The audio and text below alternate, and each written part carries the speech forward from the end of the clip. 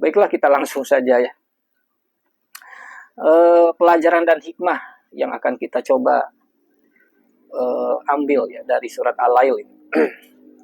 Jadi pada ayat ke-1 dan ayat ke-3 itu memang ayatnya seragam ya. Satu model diawali dengan waw, walaili idza yagsa, wan nahari idza tajalla, wa ma khalaqa zakara wal unsa. 3 ayat itu membicarakan tentang satu fakta atau satu realitas yang bisa kita alami, yang bisa kita saksikan. Jadi seperti sudah disampaikan bahwa Al-Quran itu adalah isinya ayat-ayat. Dan ayat-ayat itu sama dengan kurang lebih artinya adalah pelajaran. Nah, jadi pelajaran itu sebenarnya kalau dipahami lagi, pelajaran itu mengandung 2 aspek. Ya. Aspek keterangan dan aspek kenyataan. Ya enggak? Jadi yang namanya pelajaran itu kan ada 2 nanti. Ada, sebut saja dalam istilah ilmiah itu ada aspek teori, ada aspek fakta. Jadi pelajaran itu yang disebut dengan pelajaran. Apakah itu bentuknya teori? Itu juga pelajaran. Atau yang ditunjuk adalah fakta. Itu juga pelajaran. Ketika menunjuk fakta, maka fakta itu berarti sesuatu yang mau diterangkan oleh teorinya. Jadi yang namanya fakta pasti terikat kepada teorinya. Teorinya mana? Begitu juga kalau tekanannya pada pelajaran itu adalah keterangan atau teori, pasti keterangan itu membicarakan tentang faktanya. Kenyataannya mana? Gitu kan. Jadi bolak-balik lah begitu. Sehingga pelajaran itu hakikatnya isinya ada 2. Bisa berupa keterangan, bisa berupa kenyataan atau fakta. Tetapi tidak bisa dilepas, begitu maksudnya. Keterangan tentang fakta. Dan apabila yang ditunjuk adalah fakta, maka fakta untuk diterangkan. Begitu. Jadi tidak bisa salah satu. Nah, contohnya dalam 3 ayat pertama itu tentang malam. Apabila dia menyelimuti, tentang siang. Apabila dia terang benderang, tentang penciptaan laki-laki dan perempuan. Jadi perihal itu semua ya, itu adalah mengingatkan kita kepada apa? Kepada kenyataan yang ada. Quran itu membicarakan yang ada, bukan yang tidak ada. Jadi kita diingatkan, ya, pikiran kita diingatkan pada sesuatu yang tidak asing dengan diri kita. Ya. Maka dikatakan dalam Al-Quran bahwa inna fidzalika la ayatin liulil albab. Ya, fi khalqis samawati wal ardi waqtilafil laili wan nahar la ayatin. Jadi pada penciptaan langit dan bumi dan pergantian siang dan malam itu mengandung ayat. Jadi mengandung ayat berarti di dalamnya ada ayat. Ayat itu secara umum pelajaran. Kalau yang ditunjuk adalah siang dan malam dan makhluk ciptaan, laki-laki dan perempuan, di situ mengandung pelajaran. Ada pelajarannya gitu berarti kan. Jadi kalau Allah nunjuk siang, berarti inna fidzalika la ayatin. Di situ mengandung pelajaran. Mengandung berarti ada pelajarannya. Oh, pelajari dong siang itu untuk apa? Malam itu untuk apa? Penciptaan ini untuk apa? Sehingga semuanya mengarah kepada maksud dan tujuannya. Maksud dan tujuan keberadaannya. Ma khalaqta haza batila. Tidak engkau ciptakan ini untuk tujuan sia-sia. Atau di ayat lain, di surat lain mengatakan ma khalaqallahu samawati wal arda wa ma bainahuma illa bil haq wa ajalin musamman.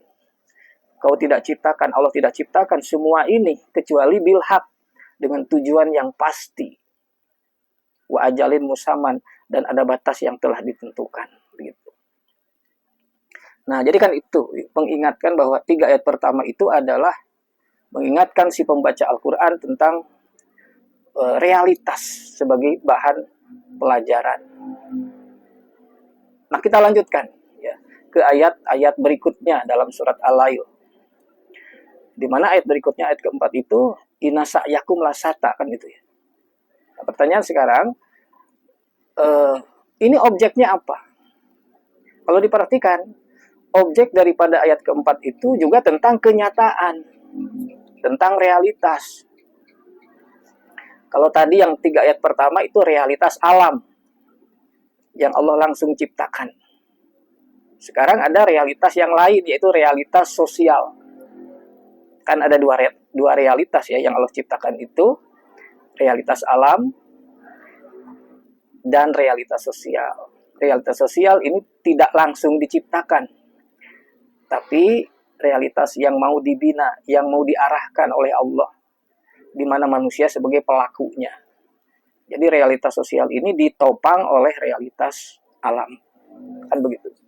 Nah, pada ayat keempat itu ada realitas yang lain, apa itu? Inna sa'yakum lasata. Satu realitas. Sesungguhnya usaha kalian itu bermacam-macam. Nah,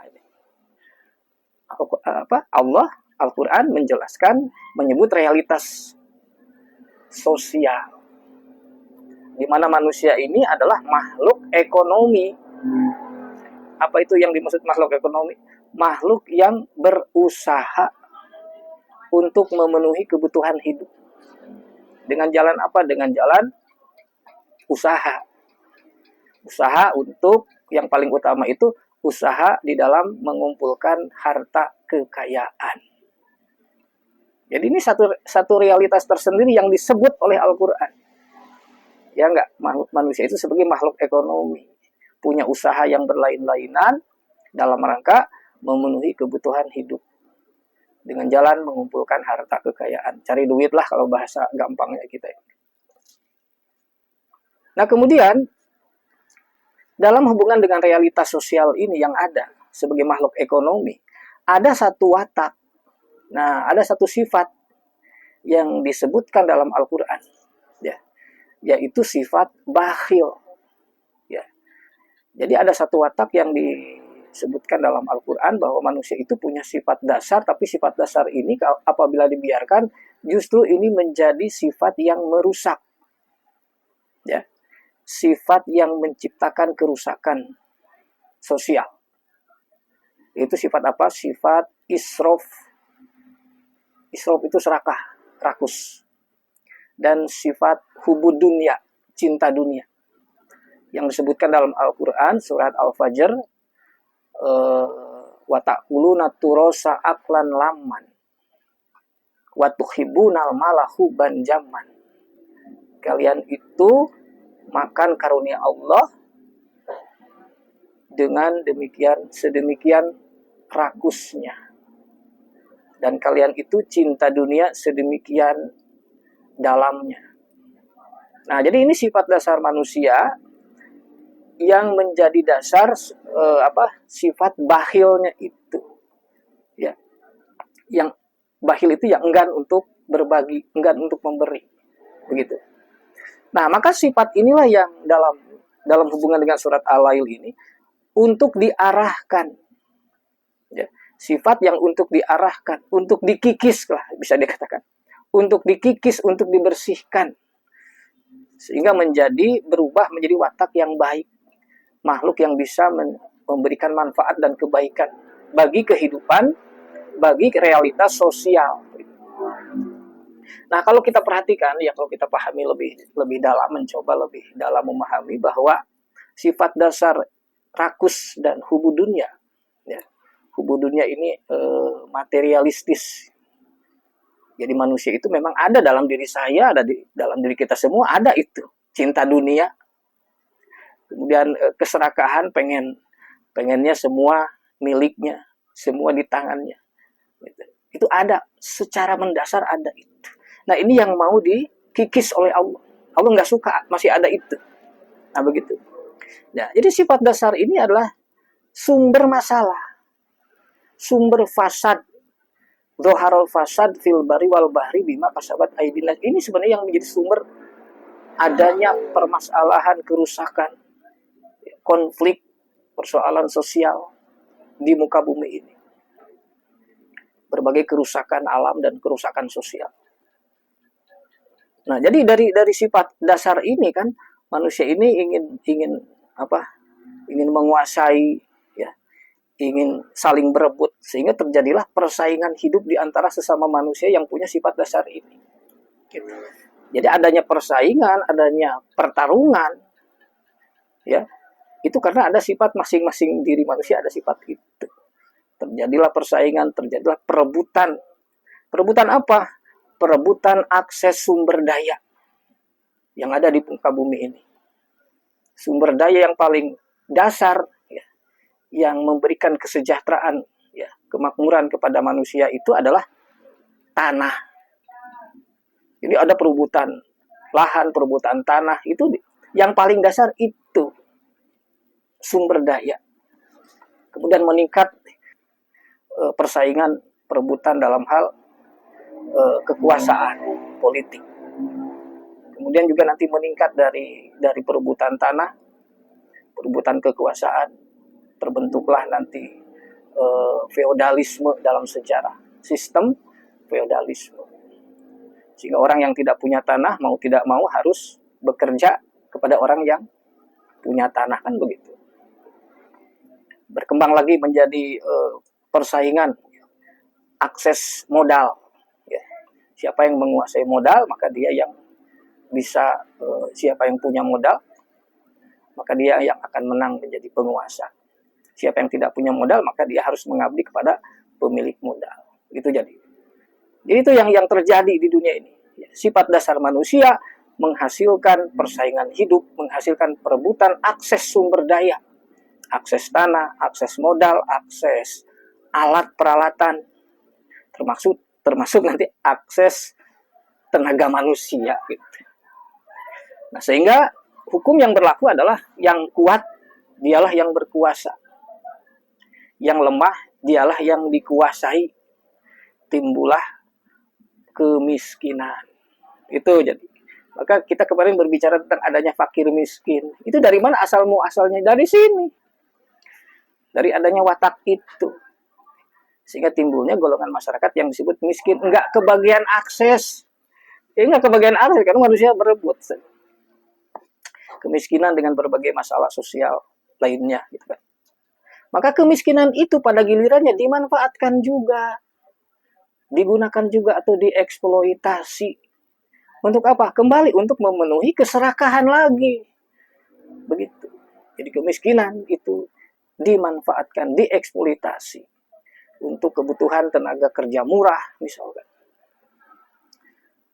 Nah itulah, maka terjadilah kerusakan di muka bumi ini. Karena didasari oleh ada sifat dasar watak kerakusan, keserakahan pada diri makhluk Allah yang bernama manusia. Karena apa? Karena kalau belum dibina, ya begitulah manusia adanya. Kalau belum dibina, diarahkan, dibentuk, itulah aslinya manusia. Ya kita-kita ini sebenarnya. Gitu. Nah itu dalam hubungan dengan salah satu objek yang disebut dalam surat Al-Lail adalah juga termasuk objek kenyataan sosial, di mana manusia sebagai makhluk ekonomi. Begitu. Nah persoalan sosial inilah yang mau Allah, yang mau diarahkan. Siapa yang mau diarahkannya? Pelaku-pelakunya. Manusia sebagai pelaku ekonomi, ya, supaya tidak menjadi agen perusak, maka Allah hendak membina, mengarahkan hambanya yang mau, tapi itu mau nggak diarahkan, sehingga menjadi hamba-hamba Allah yang bisa membangun kebaikan. Nah itu. Nah jadi bisa dikatakan bahwa sasaran Al-Quran itu adalah perbaikan manusianya. Begitu. Jadi ada orang yang berpendapat perbaikan sistem, pembangunan sistem.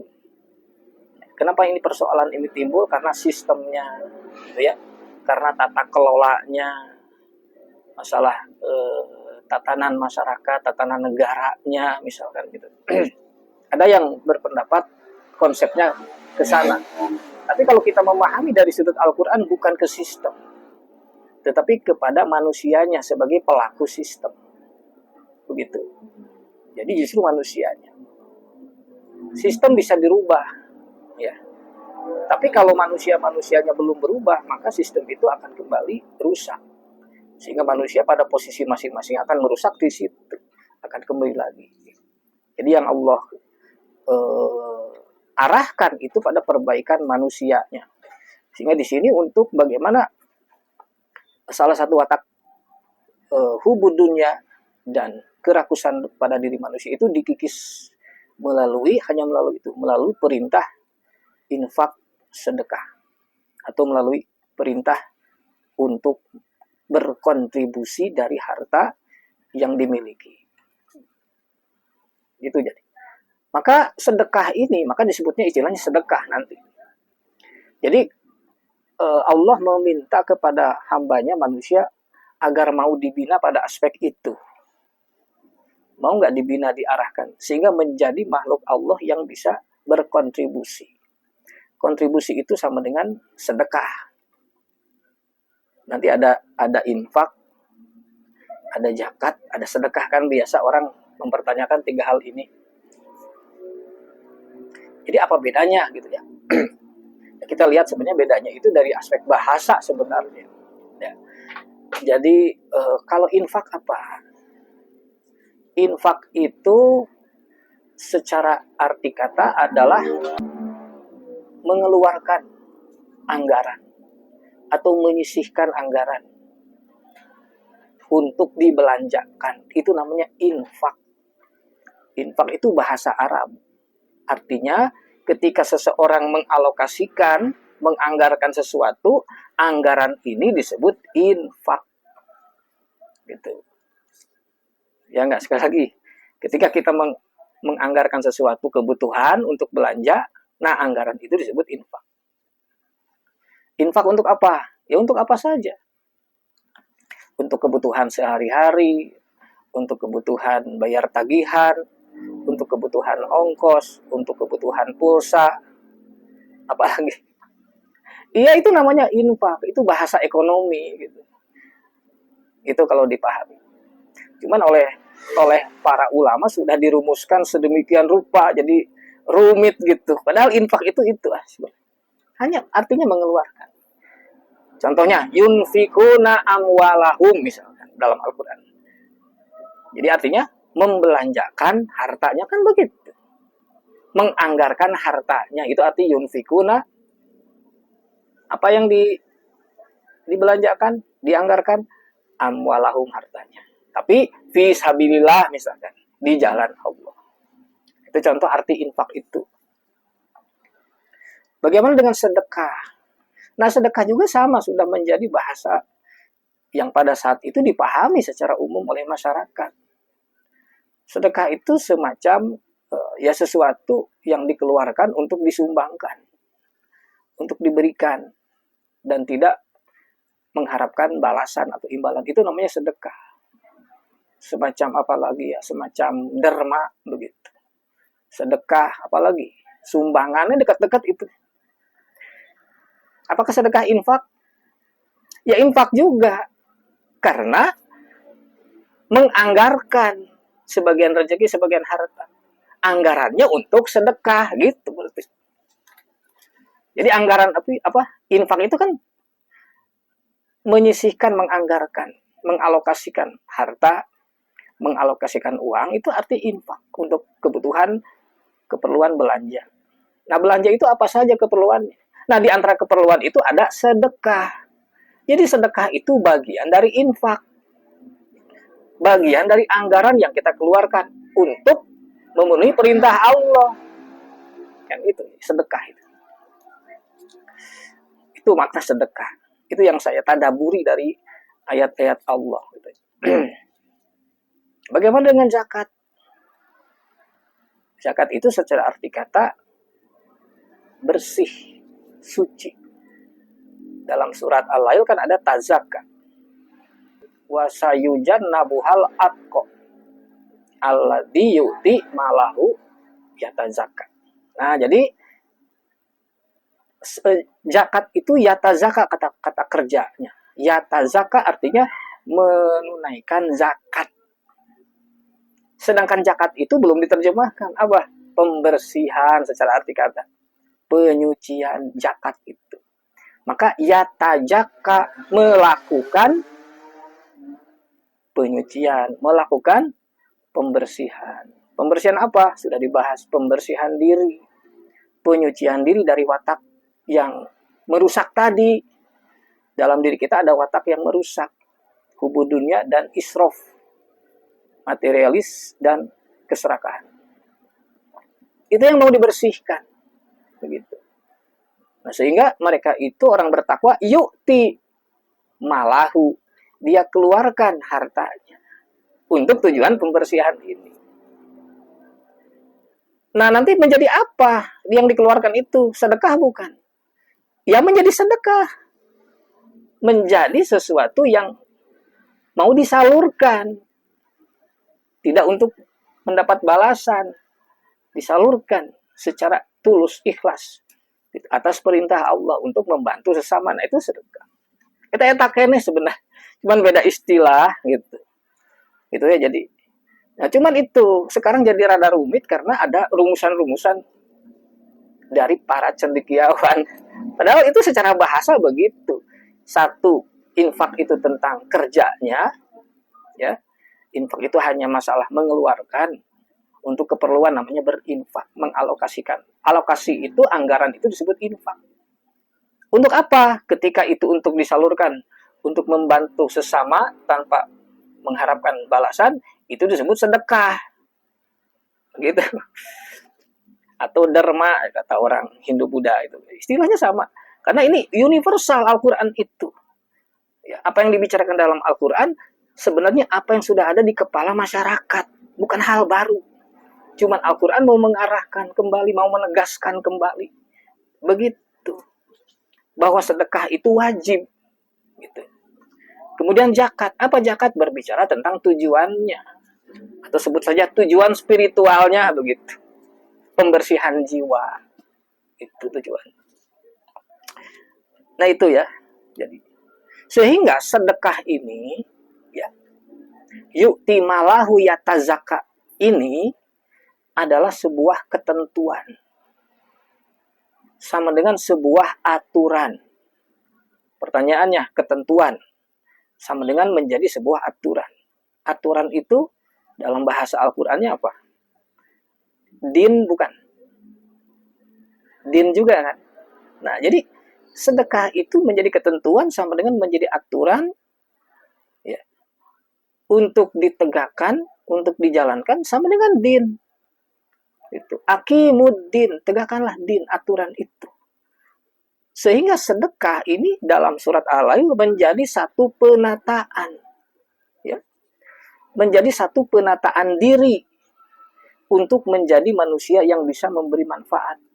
Untuk bisa menjadi manusia yang berkontribusi bagi sesama, bagi kehidupan.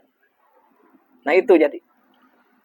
Jadi kita menemukan satu din, satu aturan, satu tatanan hidup, satu aspek tatanan hidup yaitu sedekah. Begitu.